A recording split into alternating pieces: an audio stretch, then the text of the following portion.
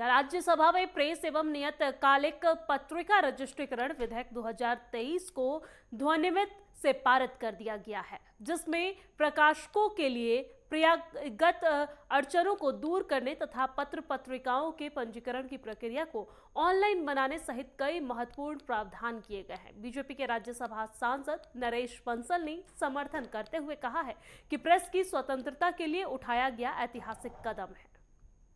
माननीय सभापति महोदय, मैं आपका बहुत बहुत धन्यवाद करता हूं कि इस प्रेस और नियतकालिक पत्रिका रजिस्ट्रीकरण विधेयक 2023 पर आपने मुझे बोलने का अवसर दिया। महोदय, ये विधेयक पुराने अंग्रेजों के समय के 1867 के उस विधेयक का स्थान लेगा जिसने भारत को सब प्रकार से गुलाम बनाते हुए पत्र पत्रिकाओं के माध्यम से भी अपने राज को बचाए रखने के लिए एक केंद्रीकृत अधिनियम बनाया था और उसका प्रभाव हमने स्वतंत्रता के आंदोलन में भी देखा। और जब देश के ऊपर आपातकाल लगा उस समय भी लोकतंत्र के चौथे स्तंभ मीडिया के साथ सरकार ने जो व्यवहार किया, उस समय भी ये अधिनियम सरकार ने इसका दुरुपयोग किया। समाचार पत्रों में संपादकों के कॉलम छुटकर आए, उन्होंने छापे नहीं इसके विरोध में, लेकिन उनको कारावास की सजा भी दी गई क्योंकि सरकार के पक्ष में न होकर आंदोलन के पक्ष में वो जो लिखते थे। और एक प्रक्रिया और भी हुई कि उसके कारण से जनता को सच्चाई पता नहीं लगती थी। जनता को सच्चाई पता लगे तो उस समय मेरे जैसे नौजवान भी जो भूमिगत आंदोलन में थे, उन्होंने बिना रजिस्ट्रेशन के भी उस समय नौजवान थे आप? हाँ, उस समय मैं 19 साल का था साहब। हाँ, तो आज नहीं। मैंने ये नहीं कहा कि मैं बूढ़ा हो गया, मैंने ये कहा उस समय नौजवान था तो भूमिगत आंदोलन में था।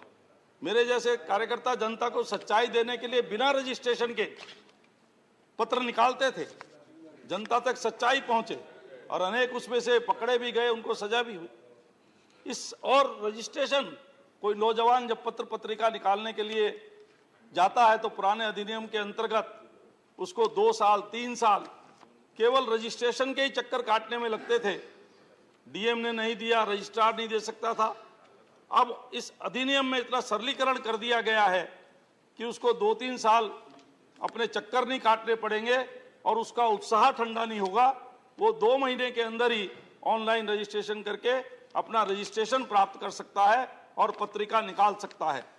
जिन प्रावधानों के अंतर्गत जेल की सजा थी, मोदी जी की सरकार जब से आई है, नरेंद्र मोदी जी की, तब से पुराने कानूनों को बदलने का सिलसिला हमने प्रारंभ किया है जो गुलामी के प्रतीक हैं। ऐसे लगभग 1500 कानून अब तक निरस्त किए जा चुके हैं। कल ही हमने जनविश्वास बिल इस सदन ने पारित किया, उसमें भी इसी प्रकार का प्रावधान है। 200 से ऊपर कानून विभिन्न प्रकार के निरस्त किए गए और यह प्रक्रिया अभी आगे भी चलेगी। मैं उसके लिए मंत्री जी को भी धन्यवाद देता हूं कि उन्होंने इस प्रकार से प्रेस की स्वतंत्रता को बनाए रखने के लिए और नई नई पत्रिकाओं को प्रोत्साहन देने के लिए इस बिल को वो लेकर के आए हैं। इसमें अतिरिक्त समय भी नहीं लगेगा और प्रस्तावित कानून में एक अपीलीय निकाय की भी व्यवस्था की गई है जिसका अध्यक्ष भारतीय प्रेस का परिषद का अध्यक्ष होगा और उसमें 2 सदस्य जो प्रेस परिषद के रखे गए हैं। मेरा उसमें एक सुझाव भी है मंत्री जी को, यदि संभव हो तो उसमें आजकल पत्र पत्रिकाओं को हमारी बहनें भी बहुत प्रकाशित करती है, उसमें एक महिला भी सदस्य हो अपीलीय बोर्ड में तो और अच्छा रहेगा पत्र पत्रिकाओं में और नारी सशक्तिकरण की दृष्टि से भी। ये मेरा सुझाव है। डिजिटल समाचार मीडिया उद्योग को विनियमित करने के एक कदम में हमारी केंद्र सरकार यह प्रेस और नियतकालिक पत्रिका रजिस्ट्रेशन विधेयक 2023 लेकर आई है। इसका उद्देश्य प्रेस की स्वतंत्रता और नागरिकों के मौलिक अधिकारों को बनाए रखना है। महोदय, इस विधेयक के कानून बन जाने से डिजिटल मीडिया हाउसों को 90 दिन के भीतर प्रेस रजिस्ट्रार जनरल के साथ पंजीकरण कराना आवश्यक होगा।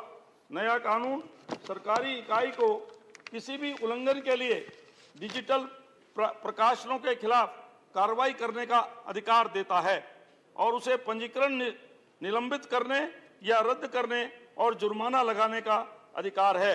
विशेष रूप से डिजिटल समाचार पोर्टल में वर्तमान में पंजीकरण आवश्यकताओं का अभाव है। सभापति जी, जिस प्रकार की टेक्नोलॉजी नई आ गई है, डिजिटल OTP प्लेटफॉर्म्स, ये सब चीजें आ गए हैं, ये भी एक प्रकाशन के, इसमें मुझे लगता है मंत्री जी इसको दायरे में लेकर के इनको भी नियमित करने का प्रयास इसमें होगा। यह विधेयक पत्रिकाओं के लिए पंजीकरण प्रक्रिया को सरल बनाने और प्रकाशकों के खिलाफ मुकदमा चलाने और कारावास के प्रावधान को खत्म करने का प्रयास करता है। विभिन्न मंत्री जी ने अपने प्रस्तुतिकरण में कहा भी कि विभिन्न जो कारावास की सजाएं होती थी उनको समाप्त करके केवल जुर्माना देने का काम किया है। केवल एक उसमें 6 महीने की सजा का है, वो भी 6 महीने तक अगर बिना रजिस्ट्रेशन के प्रकाशन होता है और उसका नोटिस देने के बाद भी वो रजिस्ट्रेशन नहीं कराता है तो 6 महीने की सजा का प्रावधान है। यह विधेयक पारदर्शिता लाने और व्यापार करने में सुगमता को बढ़ावा देने के लिए लाया गया है। महोदय, यह एक सरल प्रक्रिया प्रदान करेगा जिससे छोटे और मध्यम प्रकाशकों को अत्यधिक मदद मिलेगी।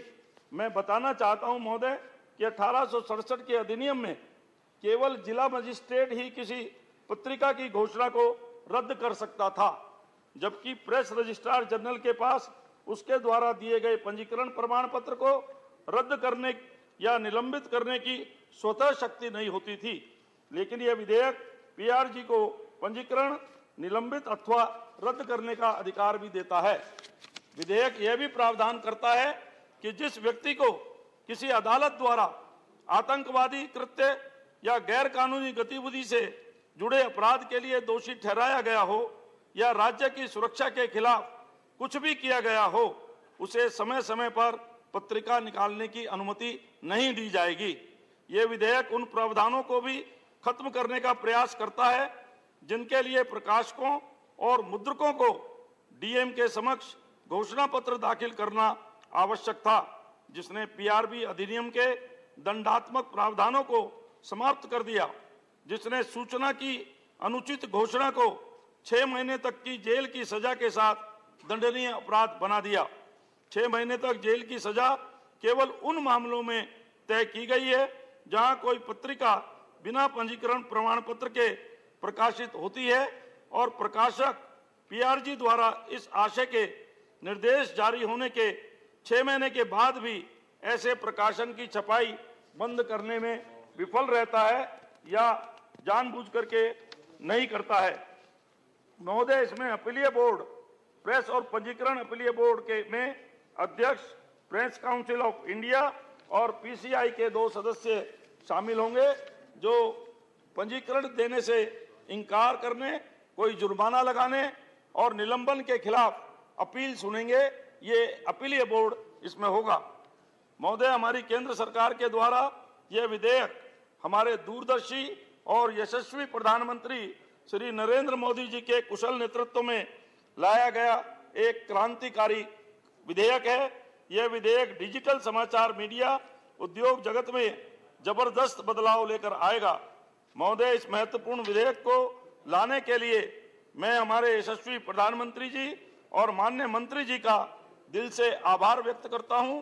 इसके साथ मैं अपनी पार्टी का भी धन्यवाद करता हूं जिसने मुझे इस महत्वपूर्ण विधेयक पर बोलने का अवसर दिया। मैं इस विधेयक का भरपूर समर्थन करता हूं और अपनी बात यहीं समाप्त करता हूं। धन्यवाद।